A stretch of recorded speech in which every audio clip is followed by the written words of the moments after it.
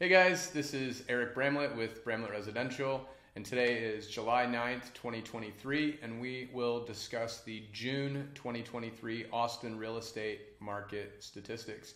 We always like to give these to you guys as quickly as we can. We ran these stats towards the end of last week. Today's Sunday. I'm putting the video together to send everyone the statistics tomorrow morning.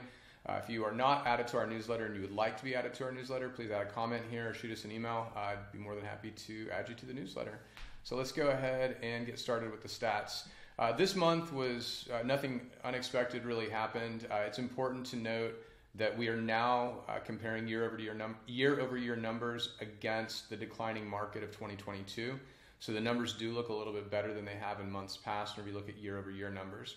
Pricing is still in decline on a year-over-year basis. We are not concerned about that, because year over year doesn't show you pricing trajectory, and the pricing trajectory actually looks very good. So total sales declined by 14%, which is an improvement over previous months, and total under contract and pending went way up 18.8% year over year. That is because last year's whenever the market started declining and we saw buyers pull back pretty considerably. New listings actually also dropped minus 24%. If you remember June of 2022, it's when everyone realized the market was in decline and many sellers rushed to the market in the hopes that they could beat the market decline. I don't think that worked out, but it was something that people tried. You'll notice that average sold price and median sold price are both down, minus almost 8% on average sold price and minus 9.5% on median sold price.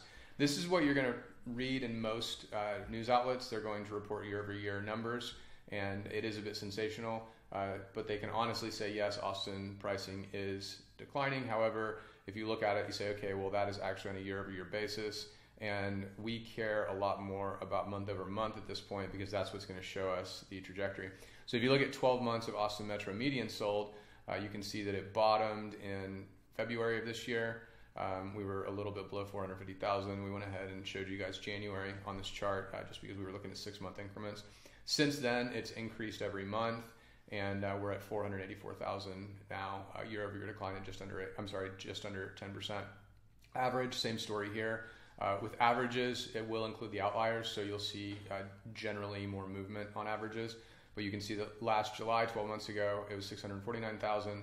It bottomed in February as well, and then we're back to 612,000 for average sold price in the Austin Metro. If you look at year-over-year contract change, this is more of a leading indicator than month-over-month pricing even is, and you'll see that we had almost a full year of negative year-over-year change, and then we saw in May and June it was almost flat. In June it jumped up, and we saw an increase in pending units. If you look down here, it says July. We're going to correct that before we send the newsletter. This is actually June. We saw a 19% increase in contracts June of 2023 versus June of 2022. So something that we're not including in the newsletter, but I wanted to include here, is job data. So as an employer, we get access to Indeed Insights. And what Indeed Insights allows us to do is look at the broader job market, and we can do that on a monthly basis. So this is my back end in Indeed, and we can see how many jobs are being posted by their employers, how many job seekers there are, if there's high competition, low competition, average salaries, things like that. We can crunch it down even further if we're looking at specific jobs. But in general, Indeed is where I would call it good employers go, meaning higher paying jobs go to post. And it's very insightful to see what the activity looks like there. Something I did notice, you can go to top employers by clicks here, and you can see who is hiring right now. Tesla's hiring a lot in the area. Then you have a lot of governmental entities that are hiring. HEB seems like they're always hiring, and then St. David's, healthcare, things like that. Travis County, Texas Comptroller. So that's good information to have. We graphed it all. We put it all. We went back, I think, 5 years to look at the numbers to see trends.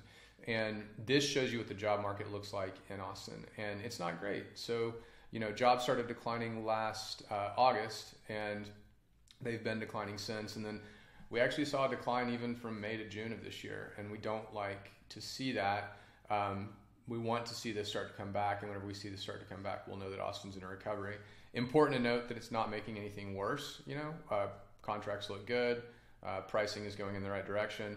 We just won't really know when the recovery will begin until the jobs start to come back. What does this mean for you? Well, if you're a buyer, you're in a great market. You have a lot of properties to choose from.